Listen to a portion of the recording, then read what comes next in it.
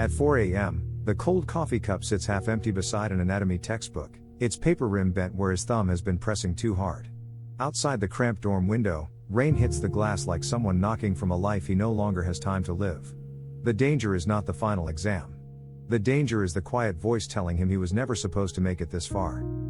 The highlighter drags across the page with a dry scratch, underlining nerves, vessels, muscles, names that feel less like knowledge and more like a trial. He reads the same line 3 times. He forgets it twice. And somewhere between the rain, the stale coffee, and the ache behind his eyes, he starts measuring his worth against one brutal question: what if intelligence was never enough? That is where most people break. Not because they are stupid. Not because they lack dreams. They break because the dream becomes heavy, and the mind starts looking for evidence that it should quit before the world can reject it. But samurai discipline does not teach him to escape the pressure. It teaches him how to stand inside it, one page, one breath, one cold cup at a time. By 4 a.m., intelligence starts to lose its charm. It looks impressive in daylight, when the classroom is full, when the professor is drawing clean diagrams on a screen, when everyone still has posture, water bottles, decent lighting, and the quiet confidence of people who have not yet been alone with the material. Intelligence looks clean when the stakes are still theoretical. But in a cramped dorm room, under a weak desk lamp, with rain pouring hard enough to blur the window, intelligence becomes something much less glamorous. It becomes a tired pair of eyes trying to separate one nerve from another. It becomes a med student mouthing the same Latin term for the 4th time, then catching himself because he still cannot picture where it runs. It becomes the dry scratch of a highlighter moving across paper, a sound so small it should not matter, except tonight it is the sound of a life being tested. He is not failing yet. That is the cruel part. There is no official score in front of him. No professor has told him to pack his things. No patient is waiting on the other side of the door. The exam has not even started. But his mind has already built the courtroom. It has already called the witnesses. Every missed detail becomes evidence. Every blank moment becomes proof. Every paragraph he cannot hold in memory becomes a voice saying, "You fooled them for a while, but not forever." The half-empty cold coffee cup sits beside his wrist, and it no longer feels like fuel. It feels like a witness. It has watched him promise himself he would study earlier. It has watched him scroll for 10 minutes, then pretend it was only 2. It has watched him compare himself to classmates who seem to learn faster, speak cleaner, remember more, panic less. He does not tell anyone that part. In group chat, he sends the same tired jokes everyone sends. In the hallway, he says, "Yeah, I'm hanging in there." He does not say that sometimes, when he opens the anatomy book, he feels like he is trespassing inside someone else's future. That is the shadow. Not laziness. Not stupidity. Something more private. The fear that the dream chose the wrong person. Imposter syndrome does not always arrive as a dramatic breakdown. Most of the time, it comes dressed as logic. It says, "Be realistic." It says, "Maybe you are not built for this." It says, "Smart people would not need this many repetitions." It says, "If you were really meant to become a doctor, your mind would not feel this heavy at 4 a.m. And because those thoughts sound reasonable when the body is tired, the student almost believes them. His shoulders start folding inward. His foot taps under the desk. His jaw gets tight when he misses a structure he knew yesterday. He flips back through the page too fast, not to learn, but to punish himself. The highlighter starts moving without attention, leaving yellow marks over sentences his brain has not actually entered. That is one of the first signs of losing command. The body continues the motion, but the mind has left the room. A person can look disciplined from the outside and still be surrendering on the inside. He is still at the desk. Still holding the pen. Still sitting in front of the book. But inside, a different story has taken over. The story is no longer, "I am learning anatomy for the final exam."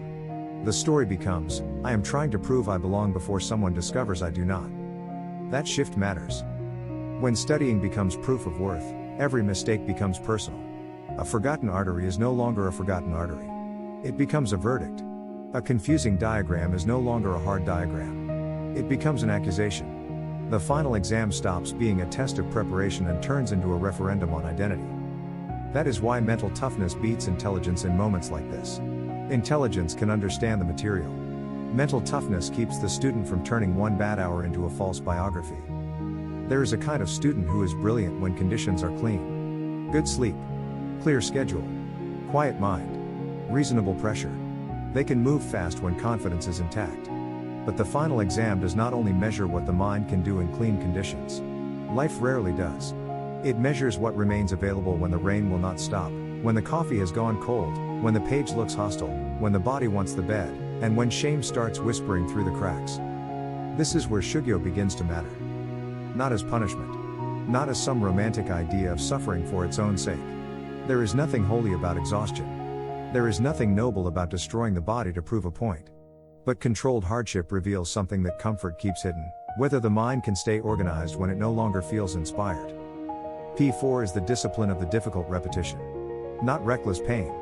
Not blind endurance. Intelligent hardship. The kind that asks, can you take one more correct step without turning your fear into your commander? For this med student, the battlefield is not a mountain, a dojo, or some ancient scene with dramatic music behind it. It is a cheap dorm chair. A stack of notes. A rain-streaked window. A cold cup of coffee. A page full of anatomy terms that will not become simple just because he is tired. And the enemy is not the textbook. The enemy is the moment he starts using the textbook to attack himself. He reads the brachial plexus again. The lines branch and twist like a map designed by someone with no mercy. He remembers how one classmate explained it earlier that week with a whiteboard marker and a confidence that made everyone laugh. He had laughed too, because that is what you do when you do not want the room to know you are lost. Now, alone, the memory returns with teeth. He pictures the exam room. The silent rows. The clock. The question that will expose the gap. He imagines walking out afterward and calling his parents with a voice he cannot steady.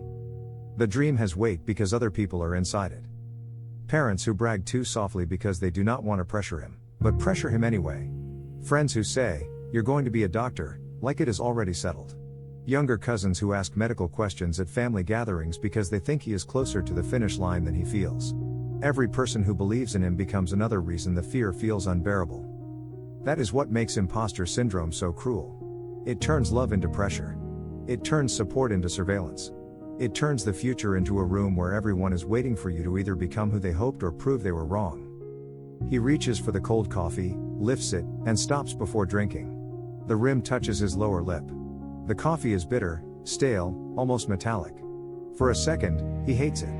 Hates the taste, the hour, the rain, the fact that his hand is shaking a little even though nothing has happened yet. Then the highlighter slips off the line. A small mistake. Almost nothing, but his reaction is too big.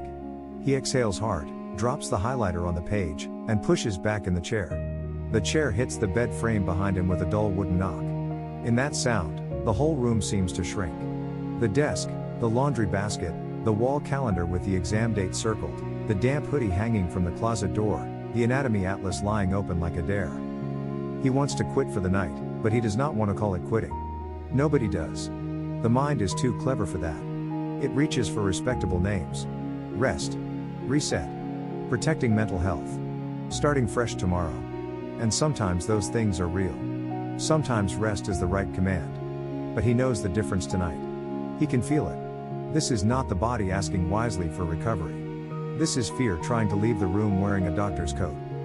That is the confrontation. Not between intelligence and anatomy. Between the part of him that wants the dream and the part of him that wants protection from the shame of possibly failing it. A less disciplined reaction would make the moment larger than it is. He would slam the book shut, open his phone, disappear into videos, tell himself the system is unfair, tell himself everyone else had advantages, tell himself he never really wanted this that badly anyway. The mind loves to preserve dignity by rewriting desire. If I did not try, then failure cannot fully name me. But disciplined endurance sees the trick. It does not insult him for being afraid. It does not demand that he become emotionless at 4 a.m. It simply refuses to let fear become the professor, the exam, the parent, the future, and the judge all at once.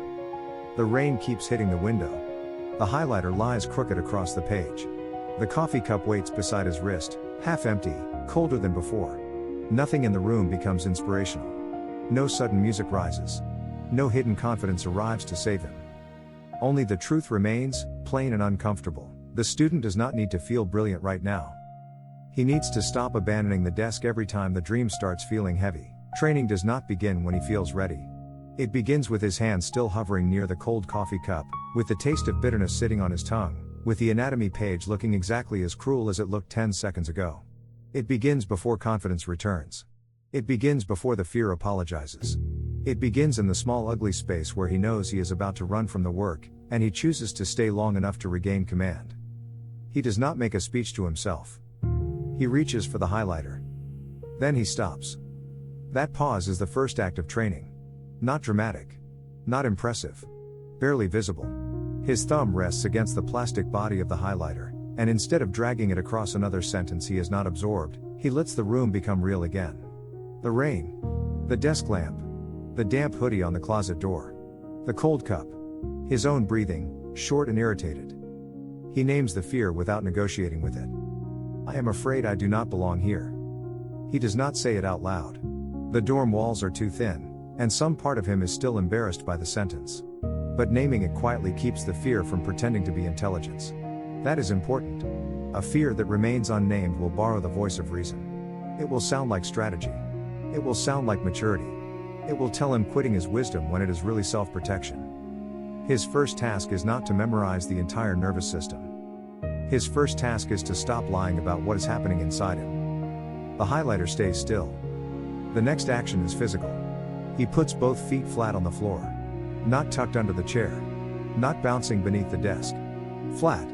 He presses his heels into the cheap dorm carpet and lets the pressure travel up through his legs. The mind wants to sprint into tomorrow's exam, into the imagined failure, into the phone call home, into the face of the professor, into every possible humiliation waiting beyond sunrise. The body pulls him back to one room. One floor. One page. One breath. He lowers the coffee cup back onto the desk without drinking from it. The cup makes a soft paper sound against the wood, and that becomes the anchor. Earlier, the cup felt like proof of desperation, another prop in the story of a student barely surviving. Now he makes it serve a different purpose. Every time his mind jumps toward the fear of failing the dream, his eyes return to the cup. Half empty. Cold. Still here. Just like him, he turns the cup slightly so the bent rim faces away. Not because it matters. Because order has to start somewhere. In a room this tired, even a small act of arrangement can tell the mind, we are not collapsing yet. Then he takes the page and shrinks the battle. He does not tell himself, I have to master anatomy tonight. That sentence is too large. It gives fear too much space to move around. He places his index finger under one diagram and draws a box around a single region with the edge of a sticky note. He chooses one pathway. Not the whole chapter. Not the whole exam. One pathway. The brachial plexus does not care that he is scared. It does not become easier because he has a dream. So he stops asking the material to comfort him. He gives it a smaller command, show me one branch at a time. He reads the first name slowly. Then he covers it with his palm. Then he says it back. Wrong. His jaw tightens, but he does not let the mistake become a verdict. He uncovers the line. Looks again. Covers it again. Says it again. Slower this time. The dry scratch of the highlighter returns, but now it is not frantic. It marks only what his attention has actually touched. That is the difference between panic and training. Panic moves to reduce shame. Training moves to increase contact with reality. He writes the missed term on a blank sheet. Not neatly at first. His handwriting is cramped and annoyed. He writes it again below that. Then again. On the third repetition, the letters stop looking like an accusation and start looking like work. He gives himself a rule for the next 20 minutes. No proving, only placing. Place the name. Place the function. Place the pathway. Place the mistake where it belongs, inside the process, not inside his identity. The rain keeps hitting the window. Somewhere down the hall, a door closes. A pipe knocks in the wall. He wants to check the time, then decides not to. The clock is not his master for the next small block. The page is. He pulls the anatomy atlas closer and uses the cold coffee cup as a marker, setting it beside the section he must return to. Each time his mind drifts toward classmates, scores, expectations, and the private terror of being exposed, he touches the side of the cup with 2 fingers. The paper is soft and slightly damp from condensation. The coldness is unpleasant enough to be useful. It brings him back. Not healed. Back. He breathes once through the nose, longer than he wants to. Then he reads again. Now the ritual takes shape. Read the line. Cover the line. Recall the line. Check the line. Correct the miss. Repeat without insult. That last part is harder than the anatomy. He can repeat facts. He has done that for years. But repeating without turning on himself feels almost unnatural.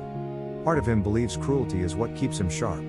Part of him thinks that if he stops calling himself weak, he will become weak. But the page in front of him proves otherwise. Shame has not made him more precise. It has made him fast, sloppy, and afraid of looking directly at what he does not know. So he changes the tone of the room by changing the next action. When he misses a term, he does not slap the desk. He puts a small dot beside it. When he remembers one correctly, he does not celebrate like the war is over. He moves to the next. When the fear rises, he does not argue with it for 10 minutes. He returns his eyes to the cup, presses his feet into the floor, and gives the mind a command small enough to obey. Again. There is a discipline in that word when it is not used as punishment. Again does not mean you are stupid. Again means the pathway is being carved. Again means the dream is still being treated with respect. At 4 a.m., the student begins to understand something intelligence alone could not teach him. The people who survive difficult training are not always the ones who feel certain. They are the ones who can keep their hands steady while uncertainty sits beside them. The highlighter scratches across the paper. The cup remains half empty. The rain keeps working against the window. And inside the cramped dorm room, mental toughness stops being an idea. It becomes the next correct repetition. By 4:47 a.m., nothing has become easy. The rain is still throwing itself against the window. The dorm room is still cramped. The desk lamp still makes the textbook look pale and unforgiving. His back still aches from the cheap chair, and the coffee beside his wrist is colder now, the surface dark and flat under the weak light. The exam is still coming. That matters, because real transformation does not erase the pressure. It changes the person standing inside it. He is not suddenly brilliant. He has not unlocked some hidden photographic memory. The anatomy still resists him. The diagrams still tangle. Certain names still slide away from him the moment he thinks he has caught them. If someone walked into the room right now, they would not see a hero. They would see a tired med student with messy hair, dry eyes, and a highlighter stain on the side of his finger. But one thing has changed. He is no longer studying as if every missed answer is proof that he is a fraud. That shift is quiet, but it is everything. Earlier, the page had felt like an accusation. Now it feels like a surface. Hard, yes. Demanding, yes. But not personal. He can look at the diagram without flinching from what he does not know. He can circle a gap without turning it into a prophecy. He can mark a mistake and keep his hand moving. The highlighter scratches across the paper again, and the sound is different now. Not because the sound changed. Because he did. Earlier, that dry scratch was panic pretending to work. Yellow streaks rushed across sentences his mind had not entered. Now the line is slower. Shorter. It stops where attention stops. It does not try to decorate confusion and call it progress. He has begun to respect the page. That respect is part of mental toughness. A weaker mind tries to make the material feel easy so the ego can feel safe. A trained mind allows the material to stay difficult and still remains available. It does not need the room to become kind before it becomes disciplined. He leans back, but not to escape. He looks at the cold coffee cup. The rim is still bent. A faint ring of brown has dried near the top. A few hours ago, it looked pathetic to him, like evidence of another night where he was barely holding himself together. Then it became an anchor, something cold enough to pull his mind back from the future. Now it becomes something else. A record. The cup has watched the whole fight. It was there when he almost quit. It was there when his mind tried to dress fear in the language of realism. It was there when he put his feet on the floor, named the fear, shrank the battle, and returned to one branch, one pathway, one correction. Half empty does not mean useless. Half empty can still hold the line. He turns back to the book and begins another recall pass. The first answer comes clean. The second comes late but comes. The third does not come at all. For a moment, the old heat rises in his chest. That quick humiliation. That familiar drop. The little internal courtroom opens its doors again. See? You still do not know it. He feels the thought arrive. And for the first time tonight, he does not obey it. He places a dot beside the missed term. He checks the diagram. He says the name once. Then again. His voice is low enough that the room barely receives it. The shame is still there, but it is no longer driving his hand. It has been moved out of the chair of command. That is the transformation, not the absence of fear, but the removal of fear from authority. He is still afraid of failing. Of course he is. The dream is not small. Medicine is not a hobby he can drop and laugh about later. It has cost him sleep, money, relationships, birthdays, weekends, and pieces of a younger life that did not know what sacrifice would actually feel like. He has imagined wearing the white coat. He has imagined being trusted. He has imagined becoming useful in rooms where people are scared and looking for someone steady. That kind of dream can scare a person because it carries a future self inside it. And the closer he gets, the more the fear of losing it sharpens. But now he can see the fear without confusing it for truth. A few minutes later, he writes a messy diagram from memory on the blank sheet. It is not beautiful. 2 labels are crowded. 1 arrow tilts too far. He catches a mistake before checking the book and lets out a breath that almost becomes a laugh, not because anything is funny, but because the mind recognizes its own return. He is back in the work. Not above it. Not past it.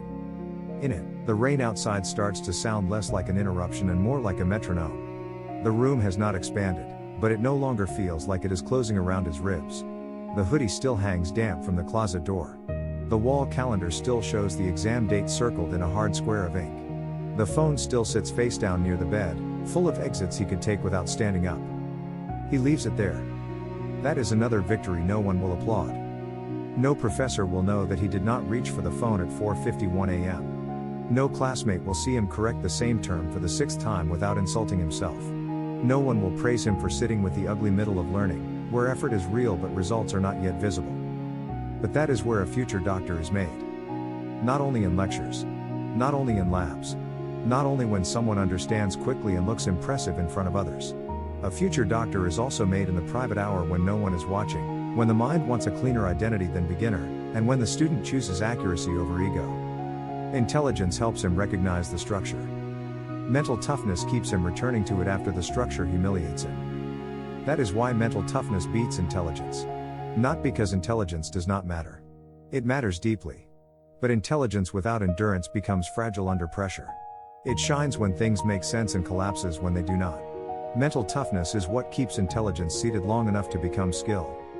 He takes the cold coffee cup and moves it to the far corner of the desk. Not thrown away. Not worshipped. Placed. Its job has changed again. It is no longer the center of the night. It is a marker of what he came through. The page in front of him is still unfinished. So is he. He lowers the highlighter to the next line, breathes once, and begins again. The dream is still heavy, but now his hand is heavier than the fear. Maybe your room does not look like his. Maybe there is no anatomy book open at 4 a.m., no rain on the window, no cold coffee cup sitting beside a diagram you still cannot hold in your head.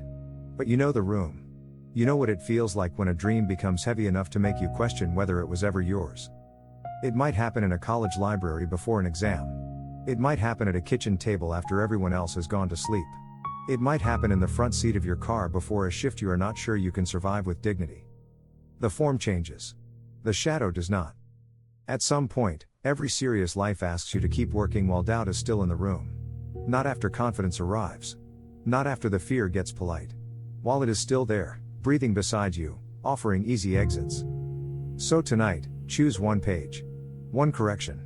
One honest repetition. Put the phone face down. Put both feet on the floor. Touch the cup, the pen, the edge of the desk, whatever brings you back to the room you are actually in. You do not need to feel like the person the dream requires. You need to make the next action worthy of that person. If this lesson belongs in your life, stay with samurai discipline. Train quietly. Return deliberately.